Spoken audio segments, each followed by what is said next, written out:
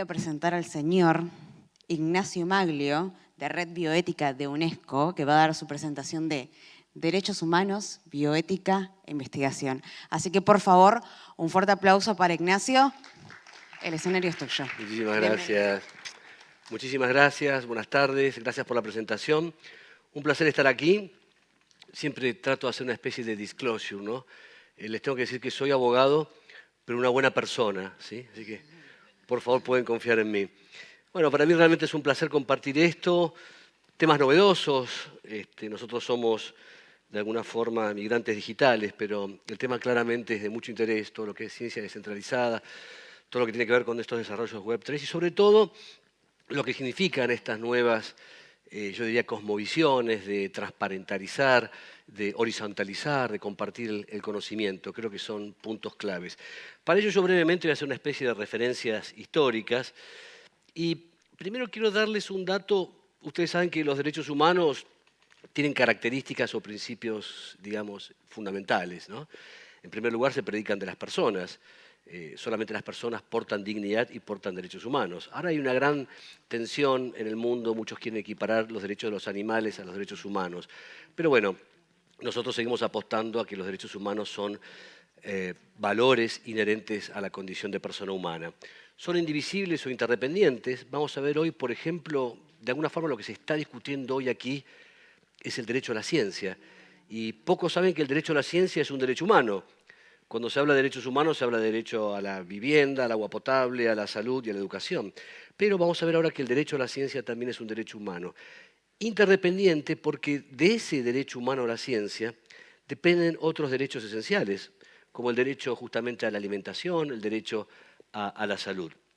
Claramente es responsabilidad de los Estados. Ustedes saben que Argentina y la gran mayoría de los países se comprometió frente al Sistema Universal de Naciones Unidas a cumplir ese piso mínimo de derechos.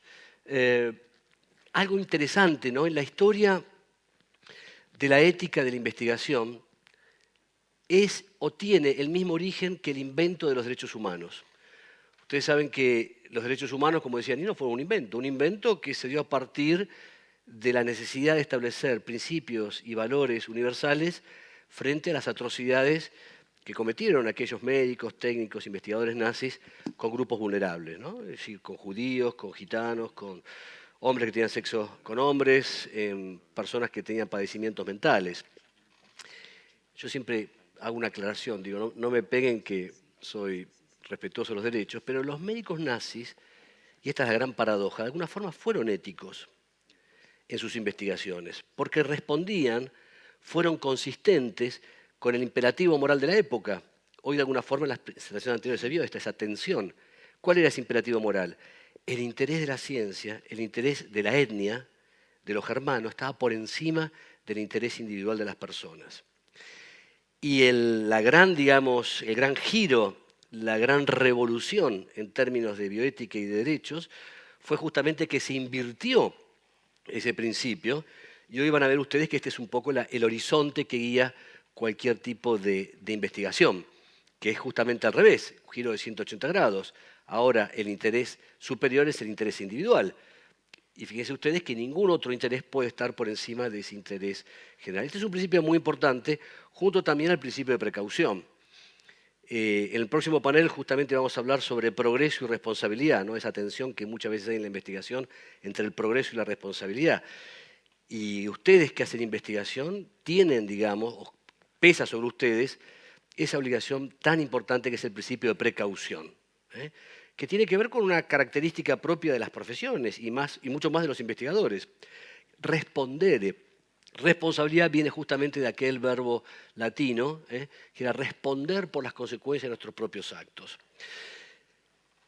El origen de la Declaración Universal de los Derechos del Hombre es el mismo origen, el antecedente inmediato anterior es el Código de Nuremberg. ¿Se acuerdan? Aquel decálogo que estableció el tribunal cuando juzgaron esas atrocidades cometidas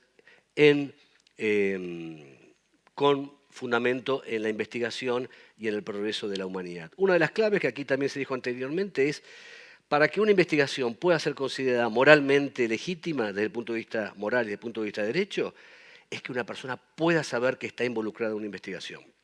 Esto, como se dijo antes, el informed consent o el consentimiento libre y esclarecido es uno de los requerimientos éticos fundamentales para llevar adelante una investigación. Esto se repitió en Nuremberg. Para nosotros esta es la liturgia, ¿no?, de la bioética contemporánea. Ustedes seguramente la conocen, es la Declaración Universal de Bioética y Derechos Humanos, que se proclamó por unanimidad en París en el año 2005, y aquí claramente también se plantea la necesidad de tener este consentimiento libre, expreso e informado. Nosotros pensamos que el consentimiento también tiene que ser esclarecido. Muchas veces los investigadores, y como se hablaba acá de los protocolos de investigación clínica o de las drogas nuevas, son formularios que tienen como 20, 30 hojas que se supone que una persona, en general un enfermo, un paciente, tiene que poder comprender. No alcanza con dar información. Esa es una deformación de un concepto muy anglosajón. Para que un consentimiento sea válido, la persona tiene que haber podido comprender cuáles eran los alcances de esa propuesta de investigación que se les lleva o que se les ofrece. Y esto se repite también en nuestro Código Civil, en la Argentina, desde el año 2015. Este fue un avance muy importante porque esto aplica para todo el país. Todas las provincias del país tienen que respetar este precepto ético del consentimiento informado. La declaración, y esto es importante para decirlo aquí, no solo aplica para los países miembros que se han obligado en cuanto al cumplimiento de esta convención, sino también para ustedes, para cualquier emprendimiento público, privado, para cualquier asociación que quiera avanzar en materia, y mucho más ahora en ciencia descentralizada, es un horizonte también que deberíamos tener en cuenta. Y aquí está siempre esta tensión entre, acá también escuché que se hablaba un poco sobre esta, que en realidad yo creo que es una falsa o una contradicción más aparente que real, ¿no?, sobre la libertad de investigación y a veces una excesiva regulación. Aquí lo que tenemos que buscar justamente es un punto medio, ¿no? Tener regulaciones pero que puedan sostener y que puedan promover justamente esa libertad de investigación. Y también en cualquier investigación la declaración plantea dos cuestiones fundamentales, que es no solamente tener en cuenta la afectación de esa investigación para los sujetos de investigación, sino también para estos que se llaman derechos de cuarta generación, que son las generaciones venideras, es decir, aquellos que tienen derechos pero que todavía no están, ¿sí? Y también, un punto clave, que toda investigación también tenga en cuenta perspectiva de género, como vamos a decir ahora, y también protección de la biodiversidad. El tema, y esta es otra tensión también, entre las patentes, los derechos de propiedad intelectual y el aprovechamiento compartido de la ciencia. Este es otro punto muchas veces de tensión sobre el que me voy a referir ahora, ¿no? Y esto a veces se plantea, esta es una figurita que me encanta, un chiste de Rep, que es ¿qué se le debe a los sujetos de investigación? Ustedes seguramente oyeron hablar de los beneficios post-trial, ¿no?, o después de la investigación. Fíjense que acá están entrando dos ratitas en una farmacia y una le dice a la otra que experimenten con nosotros y nos hagan probar todos los remedios hasta ahí se acepto, pero que encima tengamos que comprarlos me parece un abuso, ¿no? Y bueno, esto tiene que ver también un poco con términos de justicia distributiva, de justicia conmutativa, ¿sí? Cómo se reparten esos beneficios que propone cualquier alternativa de investigación. Y el otro punto clave para legitimar una investigación es la aprobación de un comité ético independiente, ¿sí? Cualquier estudio de cualquier naturaleza que involucre sujetos humanos, personas o datos sensibles, como ustedes saben son los datos de salud o los datos étnicos o religiosos o de cualquier otro tipo, es necesario que ese estudio, ese protocolo, esa investigación sea aprobada por un comité ético independiente, es decir, independiente, ajeno a los miembros o al equipo de investigación. Como les decía antes, y un poco para aprovechar bien el tiempo, nosotros pensamos que el derecho a la salud, el derecho a la alimentación son derechos humanos, pero poco se sabe sobre esto. El derecho a la ciencia es un derecho humano. El derecho a la ciencia es un derecho que se conoce como dentro del Pacto de Derechos Económicos, Sociales y Culturales, pero pocas veces se lo precisa como un derecho. Y esto es clave porque fíjense que en la Declaración Universal ya del año 48, esto tiene más de 70 años, se establecía que toda persona tiene derecho a participar en el progreso científico, ¿sí?, en los beneficios que de él resulten, y toda persona tiene derecho a la protección de sus intereses morales y materiales. Y este es un punto clave. Y esto es un punto también que marca muchas veces la tensión entre los derechos de propiedad intelectual, las patentes y las cuestiones de accesibilidad. Como les decía antes también, y más en estos tiempos, ese reconocimiento y promoción de este derecho, hoy, y fundamentalmente sobre lo que están haciendo ustedes, que es ciencia abierta, ciencia descentralizada, innovación, tiene mucho más importancia para que esto pueda tener, como esto va a tener un impacto político, ético y social, plantear que esto no genere más desigualdad y que se pueda acotar esas brechas de desigualdad que existen. De ahí que es clave también que podamos reflexionar sobre este derecho y ver cómo este derecho se hace carne viva, es decir, que no sea solamente esté plasmado en una declaración, en un papel muerto, o en la discusión de algunos esotéricos éticos que hablan por ahí sin saber lo que le pasa a la gente. Cómo los proyectos de ustedes, cómo un proyecto de descentralización de la ciencia puede incorporar también aspectos que tengan que ver con mejorar la accesibilidad y mejorar el provecho de esas investigaciones, sin renunciar al valor económico, porque yo creo que la clave acá es cómo podemos nosotros equilibrar el derecho al reconocimiento, al pago de un fee, a la patente, y armonizar esto con que esto pueda ser beneficioso para la gente, para la comunidad y en definitiva para la humanidad.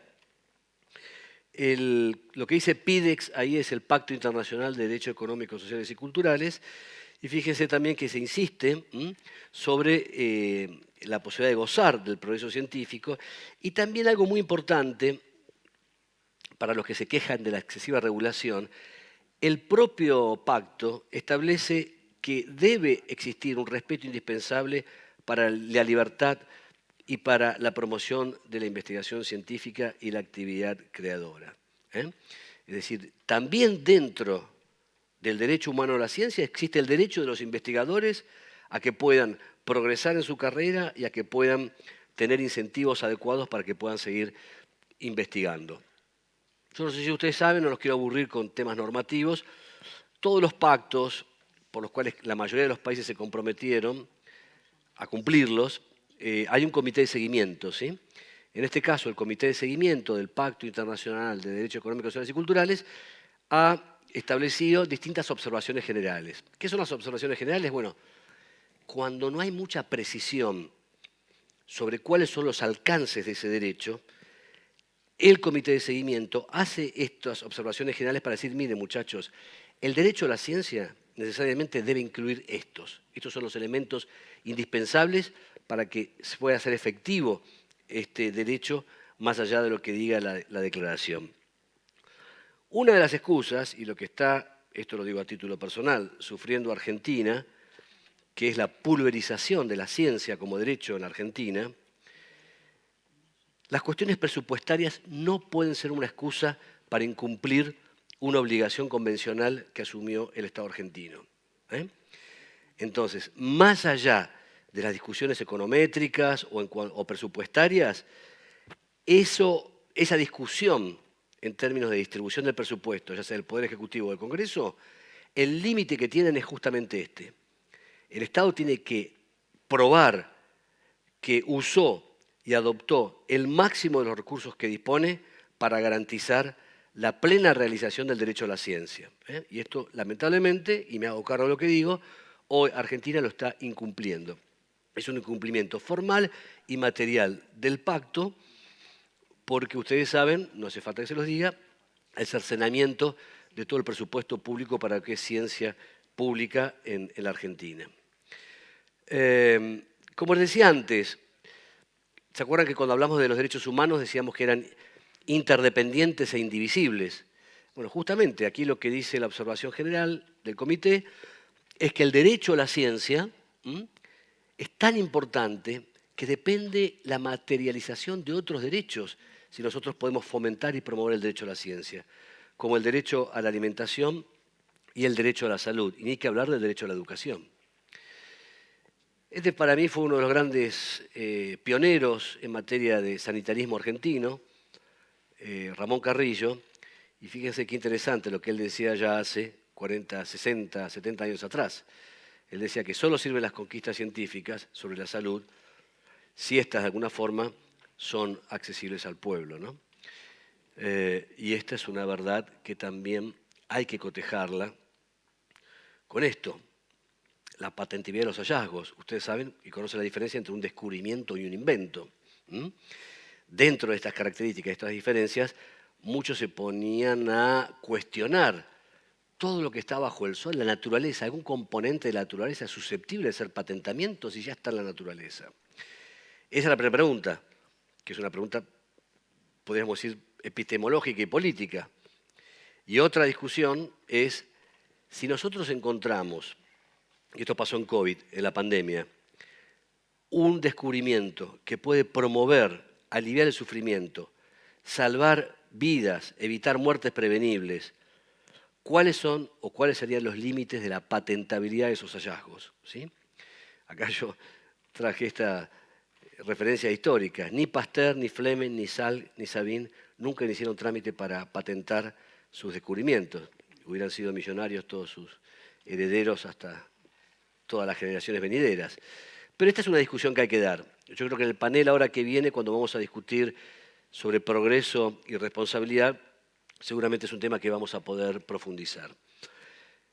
La ciencia descentralizada, por lo poco que estudié, gracias a Santiago, que no le agradecí la invitación también y todo lo que él me enseña sobre estas cuestiones, la descentralización de la ciencia y Web3 y todo lo demás claramente está vinculado a todo lo que es derecho a la ciencia y a ciencia abierta.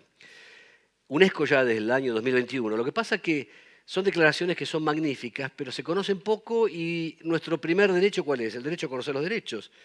Si nosotros no sabemos que hay una declaración específica de UNESCO sobre cómo promover ciencia abierta, poco vamos a poder hacer en todos los proyectos de ciencia descentralizada para que podamos implementar esto. Porque estas son recomendaciones internacionales muy importantes de uno de los organismos descentralizados de Naciones Unidas más contundente que es la UNESCO. Entonces, fíjense que aquí esta recomendación sobre ciencia abierta, el objetivo, bueno, primero es reconocer, digamos, las diferencias disciplinarias y regionales, la perspectiva de género y libertad académica siguen muy presentes, tener en cuenta los desafíos, reducir las brechas digitales, tecnológicas y de conocimiento. Bueno, hoy lo que se está discutiendo son dos aspectos, especialmente para nosotros, los más viejos, que somos de alguna forma migrantes digitales, no que ustedes que son nativos, que es el analfabetismo digital. El analfabetismo digital claramente hoy es un problema de acceso a cualquier posibilidad de promover el desarrollo científico y de promover ciencia. Y el otro punto, que a mi juicio no es menor, es la conectividad. El derecho al Internet debe ser un derecho humano. Estamos discutiendo nosotros ahora de qué forma se puede incorporar, especialmente en el PICS, en el Pacto Internacional de Derechos Económicos y Sociales, estos nuevos derechos y básicamente un derecho esencial que es el derecho a la conectividad o el derecho a Internet. Si no aseguramos este derecho, prácticamente no se promueve más brecha, se promueve más desigualdad. Ahora leí que la semana pasada, no sé si lo leyeron, en Argentina, una provincia, la provincia de La Rioja, reformó su constitución. Incluyó dentro de los bienes esenciales, dos le voy a mencionar, el agua potable e Internet. Con lo cual, esos bienes esenciales ya pasan a ser una obligación del Estado para garantizar esos bienes esenciales y asegurar el efectivo goce a cualquier persona, independientemente de su condición social, cultural, antropológica o lo que sea. Así que yo creo que ese es un tema, un gran desafío para estos tiempos. Como les decía antes, bueno, los valores fundamentales sobre ciencia abierta tienen que ver con la calidad, integridad, el beneficio colectivo, la equidad y la justicia, la diversidad y la inclusión. Ustedes saben que se está hablando mucho sobre la integridad de los investigadores, sobre la integridad de la ciencia también, es un aspecto esencial del cual no puede limitarse a una autorregulación, porque todos sabemos, en materia de salud, que es un poco mi especialidad, que el mercado no se autorregula con equidad, ¿no? Es decir, en general, la desregulación, y esto está recontra comprobado, promueve más desigualdad y aumenta la brecha de la exclusión. Bueno, la transparencia, el control, la crítica y la reproducibilidad, una de las cuestiones que se están viendo ahora, esto también, si les interesa todo lo que es desarrollo de inteligencia artificial, debería linkearse con la última recomendación sobre ética de investigación artificial de UNESCO del 2021, y uno de los temas ahí claves en cuanto a inteligencia artificial es la transparencia, es decir, tratar de determinar cuáles son los mecanismos a través de los cuales se toman decisiones, los algoritmos toman decisiones, la famosa caja negra.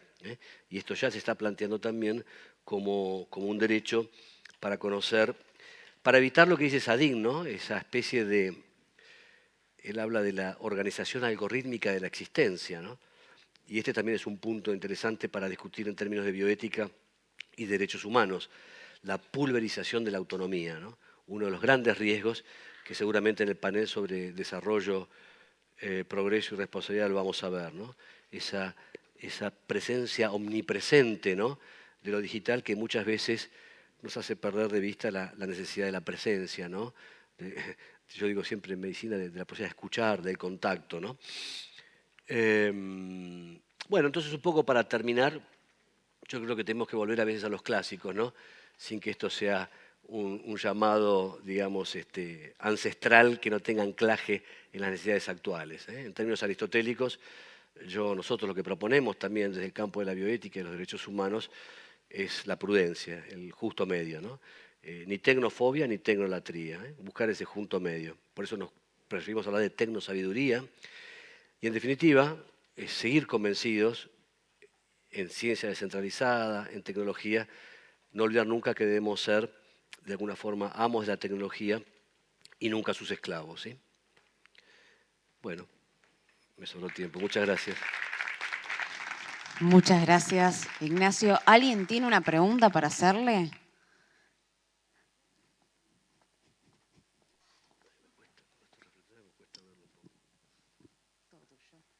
Muchas gracias. Hablando un poco de esto de la autonomía de las personas, principalmente en el ambiente de capaz redes sociales, que ahora bueno también tenemos otras nuevas redes como Mastodon, etcétera.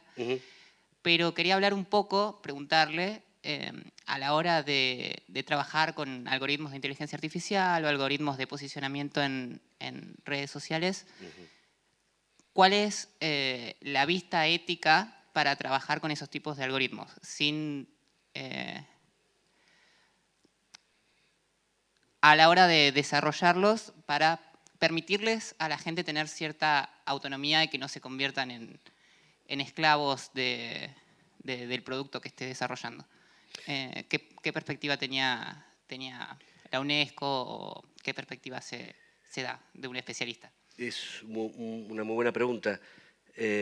Mirá, la primera recomendación ética sobre inteligencia artificial se dio hace poco tiempo atrás, 2021-2022, que es la recomendación ética sobre inteligencia artificial de la UNESCO. En Europa recién se acaba de aprobar la primera ley de regulación sobre aspectos que garanticen lo que vos decís, ¿no? Las libertades individuales, el derecho a la dignidad, el derecho a la autonomía. El problema es que muchas veces la tecnología, la ciencia, yo digo a veces que es como una persona sin pelo, ¿no? Es como un pelado, porque vos querés agarrarla para poder charlar y reflexionar y se te escapó porque no tenés forma de agarrarla. Por eso un poco la ética y el derecho y la ley siempre corren detrás del avance tecnológico. Pero yo creo que hay dos o tres cuestiones fundamentales. Una, para evitar la pulverización de la autonomía, es, digamos, el promover alfabetismo digital, es decir, que las personas sepan y conozcan cuáles son los alcances de cualquier sistema de inteligencia artificial, ¿entendés? Donde uno pueda tener un margen de libertad y donde uno pueda decir también que no. Uno cuando ve términos y condiciones de cualquier plataforma digital, yo si les preguntara a ustedes, le pregunté el otro día en un hospital a médicos que hacían telemedicina con WhatsApp, y yo les dije, ¿ustedes leyeron alguna vez los términos y condiciones de...? Nunca nadie en su vida lo leyó. Y eso desde el punto de vista ético y jurídico es el fundamento para que puedan utilizar esas plataformas. Entonces yo le dije, bueno, mira, volvé a leer los términos y condiciones porque WhatsApp está explícitamente desaconsejado para telemedicina o para consultas médicas. Porque otro de los grandes dilemas es la protección de la privacidad, que es lo que está preocupando mucho también, y la recomendación de UNESCO es un punto central, ¿no? Porque en todo esto, en el manejo de datos, en todo lo que es Big Data, un poco queda también pulverizada la privacidad y la intimidad. Y muchas veces se piensa que la privacidad o la intimidad es un derecho menor que puede estar, digamos, sujeto a las posibilidades de uso de estos instrumentos. Y sin embargo, la privacidad tiene que ver con la identidad tuya, con la intimidad. Si yo te pregunto a vos qué es la intimidad, o que le pregunto a un algoritmo qué es la intimidad, es probable que no sepa contestarme o a ChatGPT. Pero la intimidad es de lo único que vos sos realmente dueña. ¿La intimidad qué es? Es el lugar adentro tuyo donde anidan todas aquellas experiencias individuales, personales, políticas, ambientales que te construyen. ¿Tu nombre es? Nicolás. Que te construyen como Nicolás, que te hacen ser un ser únicamente único y irrepetible. Esa intimidad es la que hace ser a Santiago Santiago, es la que me hace ser a mí Nacho y ser Nacho. Entonces, muchas veces se entiende como que es un tema menor. Sin embargo, si te despojás de todo, Nicolás, si te olvidás de tus zapatos, de tu perro, de lo que sea, no sos dueño de nada. Si vos te pones a pensar realmente de que sos dueño, no sos dueño de nada.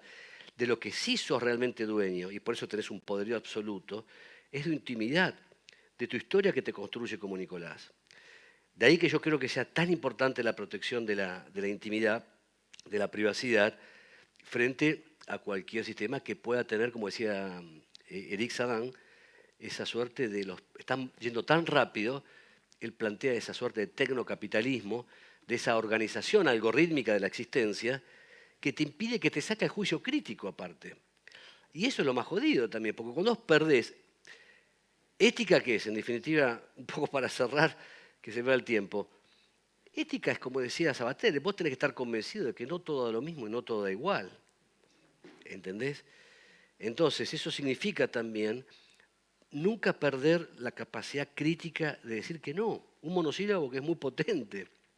¿Entendés?